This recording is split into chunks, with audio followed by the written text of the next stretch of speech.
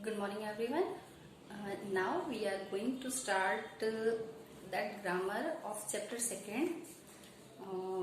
Chapter खत्म होने के बाद आपके बुक में कुछ ग्रामर पोर्शन दिया गया है। उस व्याकरण का अध्ययन करना भी अति आवश्यक है। क्यों? क्योंकि व्याकरण न आने पर हम वाक्यों को शुद्ध नहीं कर सकते, हम हिंदी भाषा शुद्ध रूप से नहीं लिख सकते। उसमें स्त्रीलिंग, पुल्लिंग, एक वचन, बहुवचन, विलोम, इन शब्दों का अर्थ, इन शब्दों को किस प्रकार लिखा जाता है, ये ज्ञान होना भी हमें आवश्यक है। आपकी बुक में कुछ ग्रामर में इस प्रकार दिया गया है। सबसे पहले कुछ वाक्य लिखे गए हैं और उन वाक्यों से हम प्रश्न वाक्य किस प्रकार बना सकते हैं, ये हमें सीखना है। जैसे कि कुछ उत्तर दिए गए हैं और उनसे हमें प्रश्न वाक्य बनाना सीखना है। जैसे कि एक वाक्य लिखा गया है, लड़का गरीब परंतु बुद्धिमान था। ये एक उत्तर है। अब इस उत्तर का प्रश्न हम किस प्रकार बनाएंगे? तो उसके प्रश्न में हम लिख सकते हैं कि लड़का कैसा था। लड़का कैसा था, ये प्रश्न पूछने पर हमें उसका उत्तर मिलेगा कि लड़का गरीब था परंतु बुद्धिमान था। इसी प्रकार दूसरा एक और वाक्य लिखा गया है जो है उत्तर और हमें उसका प्रश्न बनाना है। पर्ची पर लिखा था, कुछ भी करने से पहले खूब सोच लेना चाहिए। ये वाक्य हमने जब हम लेसन पढ़ रहे थे, लेसन रीड कर रहे थे, एक्सप्लेन कर रहे थे, तब सुना था कि जिसमें लिखा गया है, पर्ची पर लिखा था कि कुछ भी करने से पहले सोच लेना चाहिए। तो इसका प्रश्न वाक्य किस प्रकार बनाएंगे? तो इसके प्रश्न वाक्य में हम लिखेंगे कि पर्ची पर क्या लिखा था। पर्ची पर क्या लिखा था, यह प्रश्न पूछने से हमें उत्तर मिलेगा कि पर्ची पर यह लिखा था।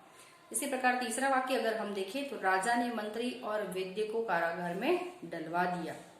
ये एक उत्तर है और जिसका प्रश्न ये बनेगा कि राजा ने मंत्री और वैद्य को क्या सजा दी, या राजा ने मंत्री और वैद्य को क्या दंड दिया। सेठ और उसका बेटा बुद्धि के सौदागर के पास सहायता के लिए पहुंचे। ये एक उत्तर है और जिसका प्रश्न हम इस प्रकार बना सकते हैं कि सेठ और उसका बेटा बुद्धि के सौदागर के पास किस लिए पहुंचे, या तो सेठ और उसका बेटा सहायता के लिए किसके पास पहुंचे, ये प्रश्न भी हम बना सकते हैं। राजा ने सेठ के बेटे को पागल समझकर महल से निकाल दिया। ये उत्तर है। इसका प्रश्न हम क्या बनाएंगे? तो राजा ने सेठ के बेटे के साथ क्या किया। राजा ने क्या किया? उसे महल से निकाल दिया। तो हम प्रश्न वाक्य बनाकर पूछेंगे कि राजा ने उसके साथ क्या किया। तो ये हम उत्तर से प्रश्न बनाना सीखते हैं कि उत्तर अगर लिखे गए हों तो उसे हम प्रश्न वाक्य कैसे बना सकते हैं।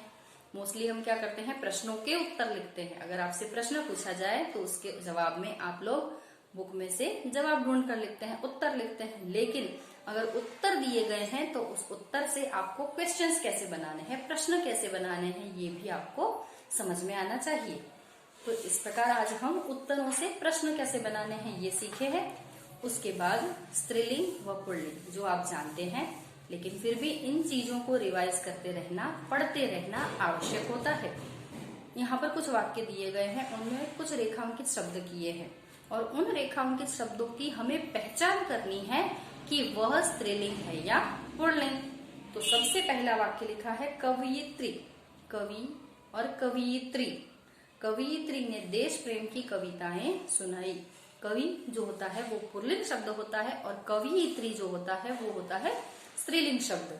तो कवयित्री ने देश प्रेम की कविताएं सुनाई।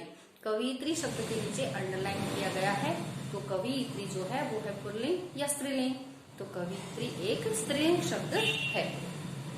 सेकंड सेंटेंस लिखा गया है, यहाँ बुद्धि बिकती है और बुद्धि के नीचे अंडरलाइन किया गया है, बुद्धि बिकती है। तो बुद्धि जो है वो है पुल्लिंग या स्त्रीलिंग। बुद्धि एक स्त्रीलिंग शब्द है।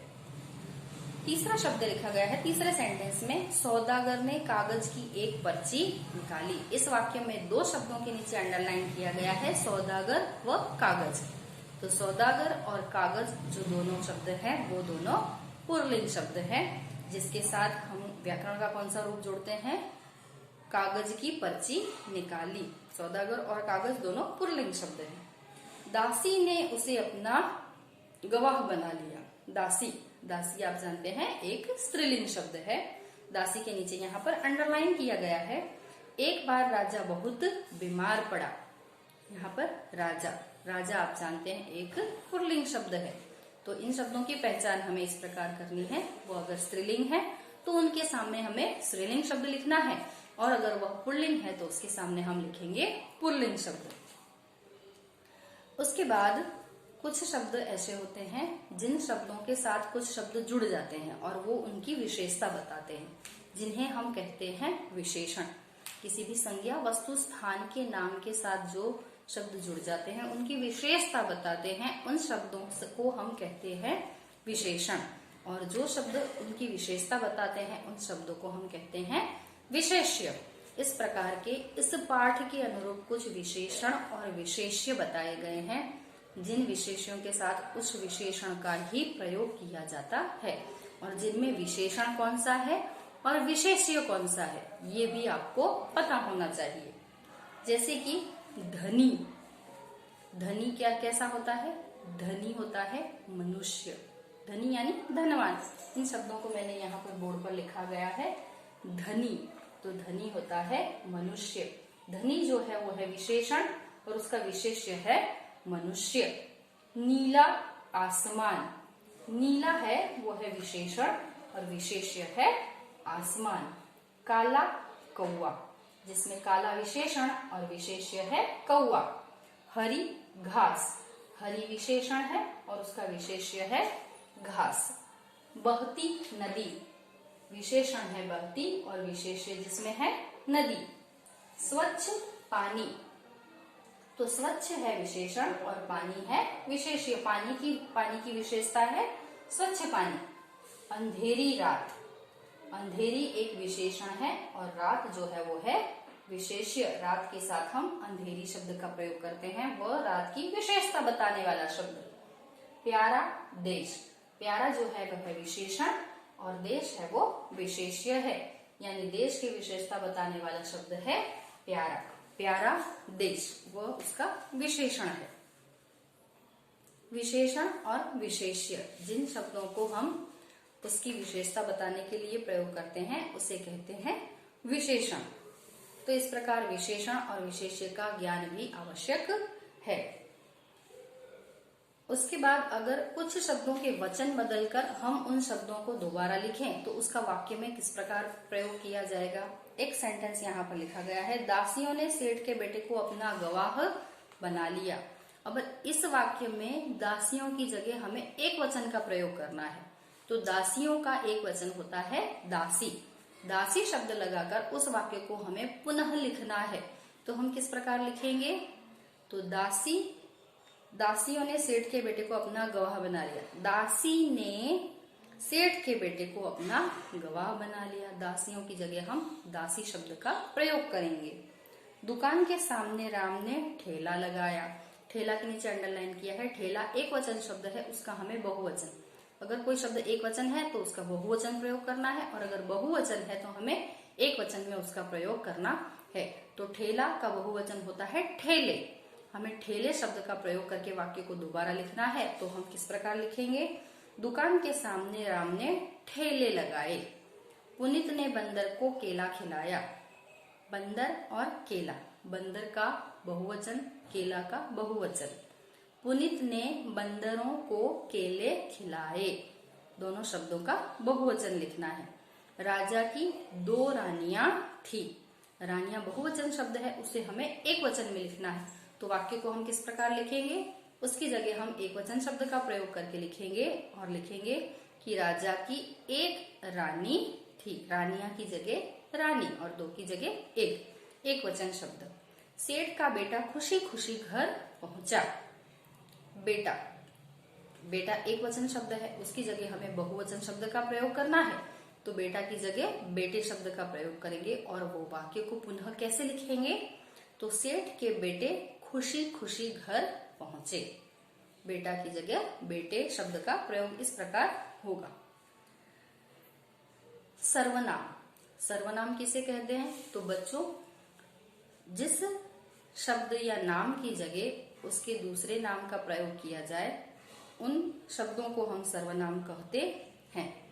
संज्ञा के स्थान पे हम किसी और शब्द का प्रयोग करें, संज्ञा के स्थान पर उपयोग शब्द का प्रयोग करें, जैसे कि वह, यह, उसे, मेरी, तो ये शब्द कैसे हैं? सर्वनाम शब्द हैं, जिन्हें हम नाम की जगह प्रयोग करते हैं। जैसे कि मैं आपको एक उदाहरण बताती हूँ।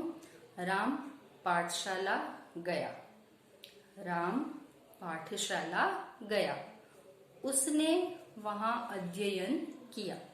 आप देख सकते हैं पहले वाक्य में हमने राम नाम का उपयोग किया है कि पाठशाला कौन गया? तो राम गया। और उसके बाद दूसरे सेंटेंस में हम लिखते हैं उसने अध्ययन किया, यानी कि दूसरे वाक्य में हम राम शब्द का प्रयोग नहीं करते, राम की जगह उसने। तो उसने जो है वो है सर्वनाम। कुछ वाक्य दिए हैं, उनमें से हमें सर्वनाम ढूंढकर उन्हें अलग करना है। जैसे कि उनका भांडा फूट गया, तो उनका जो है वो है सर्वनाम, उनका सर्वनाम शब्द है। उसने वैद्य के साथ मिलकर षड्यंत्र रचा, उसने, यहाँ पर नाम लिखा नहीं गया है, तो उसने है सर्वनाम। यह दुकान तो बड़े गजब की है, दुकान का नाम नहीं बताया गया है, सिर्फ ये कहा गया है कि यह एक सर्वनाम शब्द है। उन दुकानों पर रोजमर्रा की चीजें बिकती थी, उन किन दुकानों पर ये नहीं बताया है, इसलिए नाम की जगह दूसरे शब्द का प्रयोग किया है, जो है उन एक सर्वनाम शब्द है, जिन्हें नाम की जगह प्रयोग किया जाता है। तो इस प्रकार आज हमने स्त्रीलिंग, पुल्लिंग, बहुवचन का एकवचन किस प्रकार करना है, एकवचन का बहुवचन किस प्रकार करना है, और सर्वनाम शब्दों को किस प्रकार ढूंढकर लिखना है, ये सीखा है। उसके अलावा अगर उत्तर वाक्य दिए गए हैं, वाक्यों का अर्थ उत्तर पूर्ण होता है, तो उनके हमें प्रश्न वाक्य किस प्रकार बनाने हैं, प्रश्न वाक्य बनाना भी आज हम सीखे हैं। तो प्रश्न से उत्तर, उत्तर से प्रश्न बनाना, वाक्यों से सर्वनाम ढूंढना, बहुवचन से एकवचन का प्रयोग करना, एक वचन से बहुवचन का प्रयोग करना, उसके अलावा विशेषण व विशेष्य, विशेषण के साथ विशेष्य का प्रयोग किस प्रकार करना, ये भी हमने सीखा है। इन शब्दों को, इन वाक्यों को बार बार दोहरान करके आपको रीड करना है। एक बार वीडियो देखने से या एक बार होमवर्क करने से ये चीज समझ में नहीं आएगी। जब भी समय मिले तो आपको इन होमवर्क को, इन वाक्यों को, इन शब्दों को दोबारा रीड करना है, पढ़ना है, बोलना है, लिखना है। लिखने की, मैंने आपको हर बार बोला है, लिखने की प्रैक्टिस करने से इन चीजों को हर एक विषय में, चाहे वो कोई भी विषय हो, Hindi, science, maths, English, anyone, आपको लिखकर प्रैक्टिस करने से इन शब्दों में ज्यादा ज्ञान मिल सकता है। तो बच्चों लिखकर ही प्रैक्टिस करनी चाहिए।